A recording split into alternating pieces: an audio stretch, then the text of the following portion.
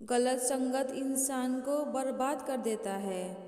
शहर में एक बहुत ही बड़ा स्कूल था जिसमें कई बड़े बड़े नामी रईसों के बच्चे पढ़ते थे।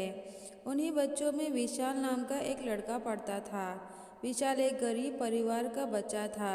वह सरकारी शिक्षण अनुदान की वजह से उस स्कूल में पहुंचा था।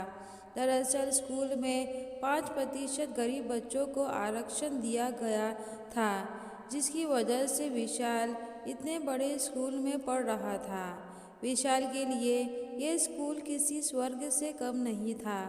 वह 5वीं क्लास तक गांव के ही सरकारी स्कूल में पढ़ा रहा था और वही परीक्षा में अच्छे अंक प्राप्त करके उसे छात्रवृत्ति प्राप्त हुई थी। इसी कक्षा में एक और लड़का था जिसका नाम रॉनी था। उसके पिताजी शहर के सबसे बड़े रईस इंसान थे। रॉनी और विशाल अगल बगल बैठते थे। कुछ ही दिनों में दोनों के बीच गहरी मित्रता हो चुकी थी। हालांकि रॉनी को पढ़ाई में ज़्यादा रुचि नहीं थी। उसके पास एक से एक खिलौने होते थे। वह प्रतिदिन कोई न कोई खिलौना अपने बैग में लेकर स्कूल आ जाता था। एक दिन उसका खिलौना एक शिक्षक द्वारा जब्त कर लिया जाता है। रॉनी बहुत गुस्सा होता है और स्कूल में जोर जोर से चिल्लाने लगता है। रॉनी का बर्ताव अड़ियल था। उसे शांत करने के लिए उसके पिता को विद्यालय बुलाया जाता है, लेकिन उसके पिता आते ही शिक्षकों को डांटते हैं और कहते हैं, बच्चे अगर थोड़ा बहुत खिलौना खेलते हैं तो क्या परेशानी है। शिक्षकों ने कहा, सर ये स्कूल है और यहाँ सभी बच्चे एक समान रहते हैं। अगर खेलने का समय होगा तो सभी के लिए होगा। हम केवल आपके बच्चे को खेलना लाने की इजाज़त दे दें तो ऐसे में विद्यालय का अनुशासन बिगड़ जाएगा। लेकिन रॉनी के पिता शिक्षकों की किसी दलील पर रजामंद नहीं होते और उन्हें हिदायत देते हैं कि दोबारा आप मेरे बच्चे को मत डांटना। सारा मामला विशाल देख रहा था। वो रॉनी से कहता है, तुम्हें अपने पापा को नहीं बुलाना चाहिए, गलती तो तुम्हारी ही है ना। रॉनी विशाल को गुस्से से देखता है और स्कूल से अपने पापा के साथ चला जाता है। अगले दिन रॉनी देरी से स्कूल आता है, लेकिन उसके पिताजी की वजह से कोई शिक्षक उसे कुछ नहीं कहता। विशाल और रॉनी के रास्ते बहुत बदल चुके थे। धीरे धीरे रॉनी की संगत भी बदलने लगी है। रॉनी स्कूल के बाहर के लड़कों के साथ रहने लगता है। कई बार वो अपने साथ विशाल को भी चलने को कहता है, लेकिन विशाल को किताबों के अलावा और कुछ दिखाई नहीं देता था। उसे पढ़ाई में बहुत रुचि थी और इसी तरह 6-7 साल गुजर जाते हैं। विशाल और रॉनी अब बड़े हो चुके थे। विशाल ने स्कूली परीक्षाओं में अच्छे अंक प्राप्त किए थे, इसीलिए उसका एक अच्छे कॉलेज में चयन हो जाता है और विशाल के कॉलेज को देखकर रॉनी भी अपने पापा के पैसों के दम पर उसी कॉलेज में दाखिला ले लेता है। विशाल को अब रॉनी की बिल्कुल पसंद नहीं था, लेकिन बचपन की दोस्ती की वजह से वो रॉनी से बात कर लेता था। विशाल अच्छे से जानता था कि रॉनी उसकी तरह नहीं है। वह बिगड़ चुका है और उसे समझाना नामुमकिन है। वह उसे उसी के हाल में छोड़ना बेहतर समझता है। एक दिन रॉनी स्कूल के पिछले कमरे में धूम्रपान कर रहा होता है। विशाल वहीं से गुजरते हुए उसे देख लेता है। वो रॉनी को जोर से चिल्लाता है और कहता है, तुम्हें ये सब करना है तो कॉलेज से बाहर जाकर करो। ये करके तुम अपना भविष्य तो बर्बाद कर ही रहे हो, साथ में औरों का भी करोगे। रॉनी विशाल को मुस्कुराते हुए देखता है और कहता है, जा यार तू अपना काम कर। लेकिन विशाल वहाँ से जाने को मना कर देता है और कहता है, जब तक तुम यह बंद नहीं करोगे मैं यहाँ से कहीं नहीं जाऊँगा। रॉनी अपने होशो हवास में नहीं था, इसीलिए वह अपने आप से बाहर हो जाता है और विशाल को ज़ोर से धक्का देता है। विशाल वहीं गिर जाता है और उसे थोड़ा चोट लग जाती है। विशाल को गिराकर रॉनी क्लास से बाहर चला जाता है और इस घटना के बाद दोनों के बीच में हमेशा हमेशा के लिए बातचीत बंद हो जाती है। विशाल को अपने घर की गरीबी का एहसास था। वह पढ़ाई में बिना लापरवाही किए हुए आगे बढ़ रहा था और दूसरी तरफ रॉनी ने कॉलेज जाना बंद कर दिया था। वह अपने पिता की दी हुई छूट का नाजायज़ फ़ायदा उठा रहा था।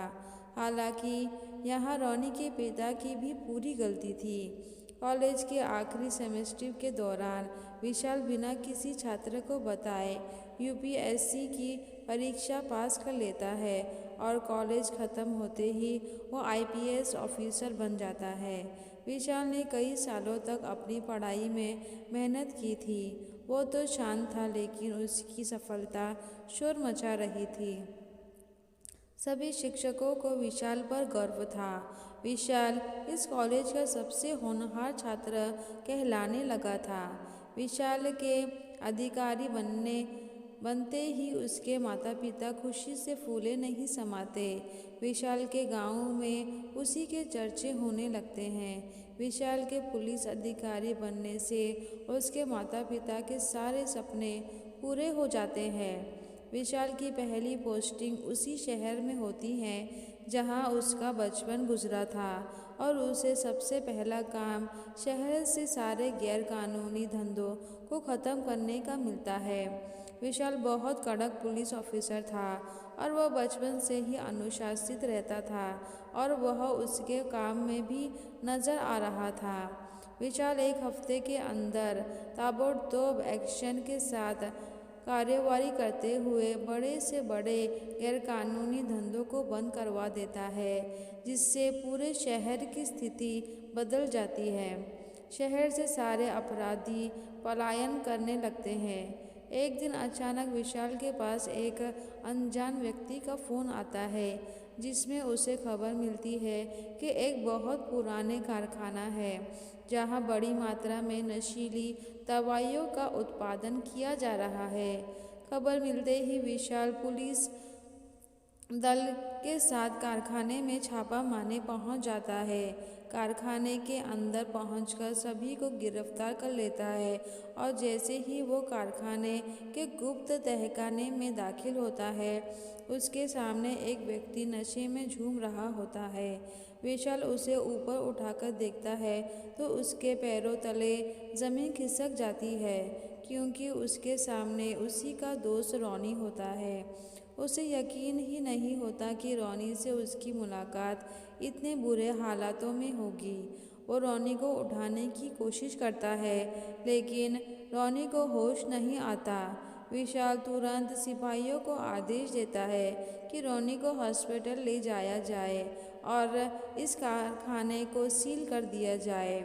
हॉस्पिटल में रॉनी का कई दिनों तक इलाज चलता है।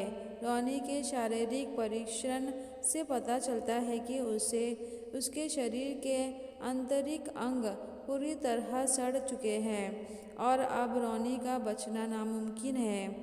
अपने दोस्त की ऐसी हालत देखकर विशाल को बहुत दुख होता है।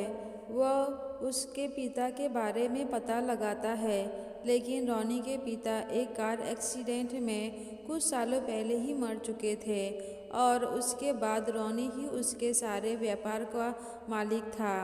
लेकिन उसने अपनी अय्याशी से सारी फैक्ट्री को ताला लगवा दिया और अब गैरकानूनी धंधे में घुस चुका था और उन्हीं गलत धंधों ने उसे कानूनी अपराधियों की श्रेणी में लाकर खड़ा कर दिया था। विशाल अपने दोस्त को बचाने की हर मुमकिन कोशिश करता है और कुछ दिनों के इलाज के बाद रॉनी को होश आता है और जैसे ही वो अपने दोस्त को आईपीएस ऑफिसर बने देखता है तो अपने बिस्तर पर खुशी से उठकर बैठ जाता है और कहता है, अरे विशाल, तुमने तो कमाल कर दिया यार, इतना बड़ा अधिकारी कैसे बन गया। लेकिन विशाल अपने दोस्त के हालात से टूट चुका था। रॉनी को जवाब देने के लिए विशाल के पास कोई शब्द नहीं थे। वो रॉनी के पास जाकर उसका हाथ पकड़ लेता है और कहता है, रॉनी, इस दलदल से वापस आ जा यार, मैं तेरा साथ दूंगा। रॉनी विशाल के हाथ में अपना दूसरा हाथ रखता है और कहता है, हाँ दोस्त, अब से मैं तेरी बात मानूंगा। और इतना कहते ही रोनी की आंखें बंद हो जाती है और वो दुनिया छोड़कर हमेशा हमेशा के लिए चला जाता है। विशाल को रोनी की मौत का बहुत पछतावा होता है, क्योंकि उसे बचपन से उसके बारे में सब कुछ पता था। क्योंकि रोनी की जिंदगी की किताब के सभी पन्ने विशाल के सामने लिखे गए थे, जिन्हें वो बदल सकता था, लेकिन वह अपने दोस्त को बचपन में समझा नहीं पाया। और कहीं ना कहीं रोनी की इस हालत के लिए वो अपने आप को जिम्मेदार समझने लगता है। रोनी की मौत के साथ इस कहानी का आखिरी पन्ना बंद हो जाता है। इस कहानी से हमें ये सीख मिलती है कि हमें अपने दोस्तों को सोच समझ कर चुनना चाहिए, और अगर हम किसी को अपना दोस्त मानते हैं तो उसे गलत कामों से रोकना भी हमारा फ़र्ज़ होता है। हमें चाहिए कि हम उनके साथ दें और उनको गलत रास्ते पे जाने से रोकें। अगर आपको यह कहानी अच्छी लगी तो प्लीज़ मेरे चैनल को लाइक, शेयर और सब्सक्राइब कीजिए और बेल बटन को दबाना ना भूलें। मेरी ये कहानी सुनने के लिए आपका बहुत बहुत धन्यवाद।